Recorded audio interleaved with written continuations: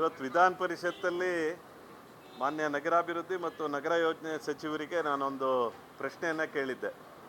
ಕರ್ನಾಟಕದಲ್ಲಿ ಕಾಂಗ್ರೆಸ್ ಪಕ್ಷದ ಭವನಕ್ಕೆ ಎಷ್ಟು ನಿವೇಶನಗಳನ್ನು ಪಡೆದಿದ್ದೀರಾ, ಆ ನಿವೇಶನಗಳಿಗೆ ಎಷ್ಟು ಮೊತ್ತವನ್ನು ಕಟ್ಟಿದ್ದೀರಾ ಅಂತ. ಅವರು ಉತ್ತರ ಡಿಟೇಲ್ ಆಗಿ ಮಾನ್ಯ ಸಚಿವರು ಅವರ ಅಧಿಕಾರಿಗಳನ್ನು ಒಳಗೊಂಡಂಥ ಉತ್ತರವನ್ನು ಕೊಟ್ಟಿದ್ದಾರೆ. ಎಲ್ಲೆಲ್ಲಿ ನಿವೇಶನಗಳನ್ನು ಕೊಟ್ಟಿದ್ದಾರೆ ಅಂದರೆ ಬಾಗಲಕೋಟೆ, ಧಾರವಾಡ, ದೇವನಹಳ್ಳಿ, ಚಿಕ್ಕಬಳ್ಳಾಪುರ, ಕೊಪ್ಪಳ ಈ ಥರದ್ದೆಲ್ಲ ಕೊಟ್ಟು ಒಂದೇ ಆರ್ಡ್ರ್ನಲ್ಲಿ 6 ಕಡೆ, ಇನ್ನೊಂದು ಆರ್ಡ್ರಲ್ಲಿ 9 ಕಡೆ ನಿವೇಶನಗಳನ್ನು ಕೊಟ್ಟಿದ್ದಾರೆ. ಯಾವ ನಿವೇಶನಗಳು ಅಂದರೆ CA ಸೈಟು, ಸಾರ್ವಜನಿಕರಿಗೆ ಉಪಯೋಗ ಆಗಬೇಕಾಗಿರೋಂತಹ ಒಂದು ನಿವೇಶನ. ಎಷ್ಟು ಮಟ್ಟದ್ದು ಅಂದರೆ ಒಂದು ಕಡೆ 1 ಎಕರೆ, ಇನ್ನೊಂದು ಕಡೆ 2 ಎಕರೆ.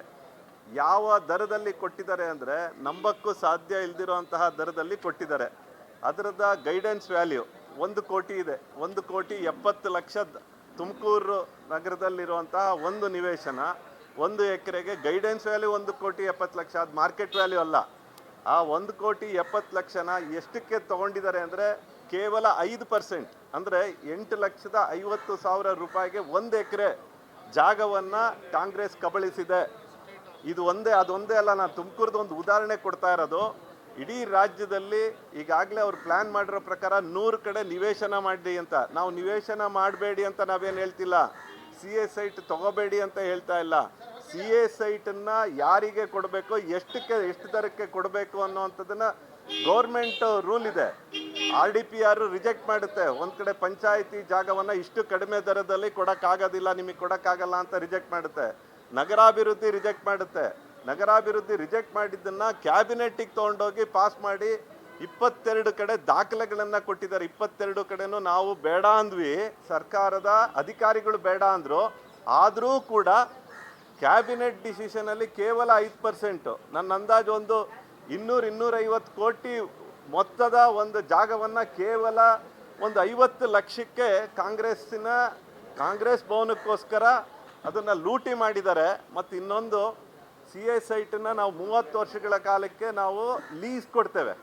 30 ವರ್ಷ ಆದಮೇಲೆ ಅದನ್ನು ರಿನ್ಯೂವಲ್ ಮಾಡ್ತೇವೆ. ನಾವೆಲ್ಲ ಈಗಾಗಲೇ 30-35 ವರ್ಷದ ಹಿಂದೆ ಹಾಕಿರೋವಂಥದ್ದು ಸೈಟ್ಗಳನ್ನು ತೊಗೊಂಡಿರೋ ಅಂಥದ್ದನ್ನು ಈಗ ರಿನ್ಯೂವಲಿಗೆ ಬಂದಿದೆ. ಅದಕ್ಕೆ ರಿನ್ಯೂವಲಿಗೆ 1.5 ಪಟ್ಟನ್ನು ಕಟ್ಟಬೇಕು, ಮಾಡ್ಕೋಬೇಕು. ಈಗ ಇವ್ರೇನು ಮಾಡಿದ್ದಾರೆ ಅಂದರೆ ಎಲ್ಲ ರೆಕಾರ್ಡ್ಸಲ್ಲೂ, ಎಲ್ಲ ಅವ್ರ ಕ್ಯಾಬಿನೆಟ್ ಡಿಸಿಷನಲ್ಲೂ ಕಾಯಂ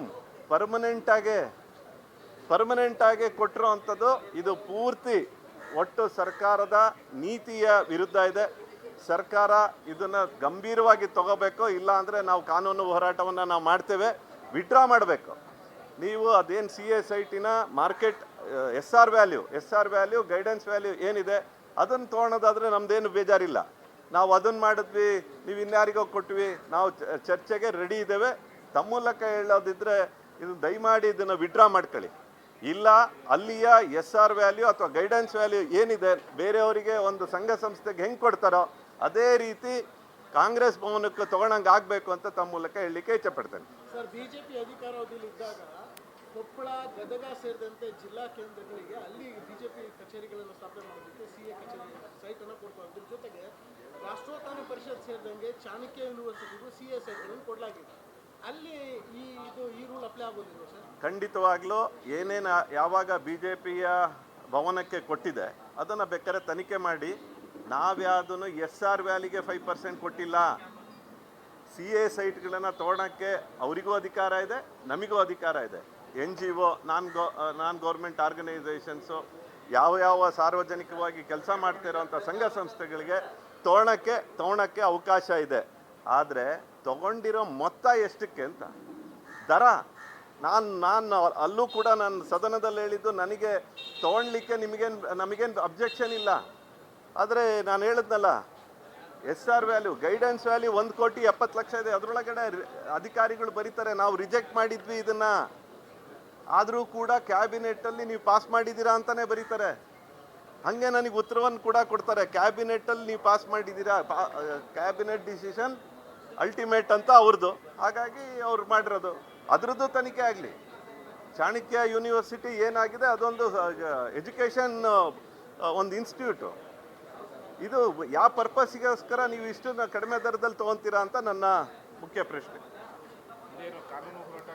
100% ಮಾಡ್ತೀವಿ. ಅವ್ರು ತಕ್ಷಣ ಇದನ್ನು ವಿಡ್ರಾ ಮಾಡಲಿಲ್ಲ ಅಂದರೆ ಭಾರತೀಯ ಜನತಾ ಪಾರ್ಟಿಯ ಕಾರ್ಯಕರ್ತನಾಗಿ ನಾನು ಮತ್ತು ನಮ್ಮ ಲೀಗಲ್ ಸೆಲ್ಲು ಇವರೆಲ್ಲರನ್ನೂ ಸೇರ್ಕೊಂಡು ಖಂಡಿತವಾಗ್ಲೂ ಇದನ್ನು ಕಾನೂನು ಹೋರಾಟವನ್ನು ನಾವು ಖಂಡಿತವಾಗ್ಲೂ ತೊಗೊತೀವಿ.